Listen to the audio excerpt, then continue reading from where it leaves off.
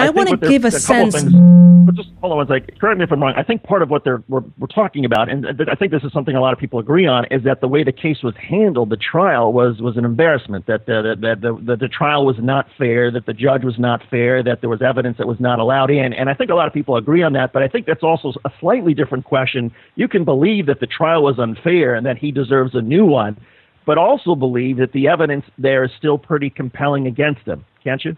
I think this is important. This is probably one of the most important elements of this case, that people like yourself admit that, in fact, he did not get a fair trial, but believe that he's guilty. So why do we need the courtroom? Why do we need the courtroom if we can actually judge a person's innocence or guilt outside of the courtroom? And the fact is that there is no material evidence pointing to Mumia's guilt.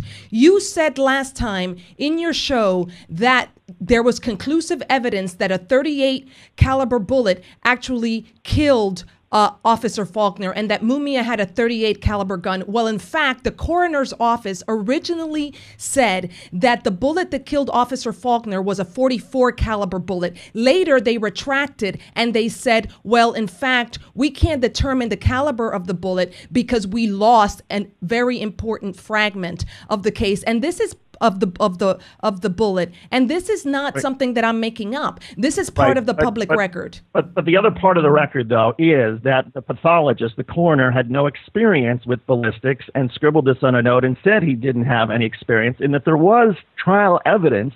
There was a ballistics expert granted by the police department, but who came in nonetheless and said that bullet fragments in Officer Faulkner were a .38 caliber type.